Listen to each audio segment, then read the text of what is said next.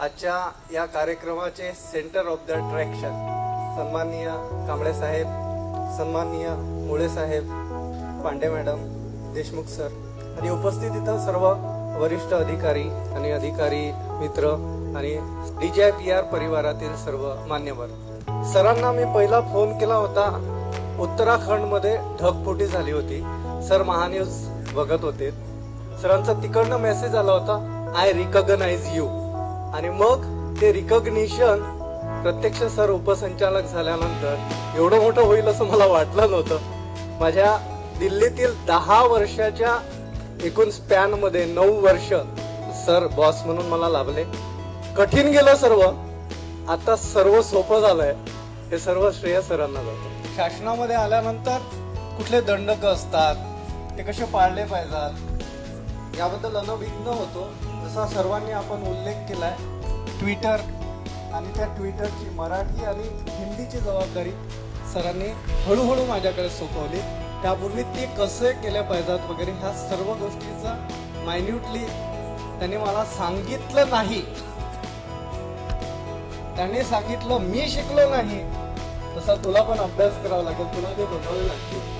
मग माझं सारखं सर ट्वीट आणि ट्वीटचा एवढा सपाटा होता, म्हणजे दिवसाला 10-12 ट्वीट तर ते असे शोधायचे, त्याचा अभ्यास करायचा आणि त्यात एक जरी वाक्य चुकलं, एक जरी अक्षर चुकला तर आमच्याकडे इंटरकॉम होता, लगेच साहेबांचं बोलावणं यायचं आणि ते सांगायचे। काळ कठीण होता, मात्र मग सोपं होत गेलं। जसं समजायला लागला, त्याचा इंटरेस्ट वाढायला लागला। कोरोना काळामध्ये मी सर्वात जास्त ट्विट केलेत, म्हणजे दिवसाला 10 ते 15। सरांनी मला टार्गेट दिलं होतं 30 ट्विट करणं, आणि ते दिल्ली सारख्या ठिकाणाहून, म्हणजे जिल्ह्याच्या ठिकाणी सर्व मॅटर असतं, आपल्याला सर्व गोष्टी असतात। दिल्ली तसं काय शोधायचं, सर ज्या पद्धतीनं करत होते, मग मला कळलं की नाही, दिल्लीतूनही आपण खूप सारं करू शकतो। त्यातली संस्मरणीय गोष्ट कुठली असेल तर व्हिजिट महाराष्ट्र नावाचं कॅम्पेन सरांनी केलं होतं। आणि मग ते प्रत्येक जिल्हा घ्यायचा, त्याचा अभ्यास करायचा, त्यातले ठळक मुद्दे घेऊन ते करायचं। त्यानंतर संस्मरणीय राहिला नॅशनल वर्कशॉप ऑन PR, आणि तो 5 स्टार हॉटेलमध्ये, आणि त्याचं अत्यंत सुबक असं नियोजन।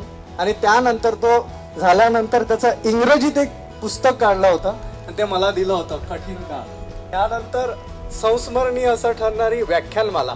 त्या काळात कोरोना होता आणि कोरोनाच्या काळामध्ये संबंधित व्यक्तींकडे जाऊन ते रेकॉर्डिंग करणं, म्हणजे आम्ही करत नव्हतो, मात्र ते लाईव्ह देणं आणि लाईव्ह ॲट अ टाइम 3 ठिकाणी, ट्विटर, फेसबुकचे आमचे 3 पेज होते। 3ही पेजवर ते सरांचं फार पंक्च्युअलिटी, वेळ आणि ह्या सगळ्या गोष्टी, आणि ते पाहिजे म्हणजे पाहिजे त्याच वेळात पाहिजे। कठीण काळ आणि पुढचं म्हणजे संस्मरणीय राहील अशी गोष्ट जर सांगायची झाली तर त्यांनी PR वर काम कसं करायला पाहिजे हे गोष्टी आम्हाला शिकवली। आणि जेव्हा फील्डवर जायचो, बातमीशिवाय 2 गोष्टी असायच्या। कार्यक्रमाला गेल्या क्षणी आपल्याला ट्विट करायला लागायचं आणि ते ट्विट आम्ही मीडिया ग्रुपवर टाकायचो। आणि सर्वात आणखी एक त्यातलं संस्मरणीय काही असेल तर आमच्या महाराष्ट्र परिचय केंद्रामध्ये साक्षात नेमाळे सर आले होते।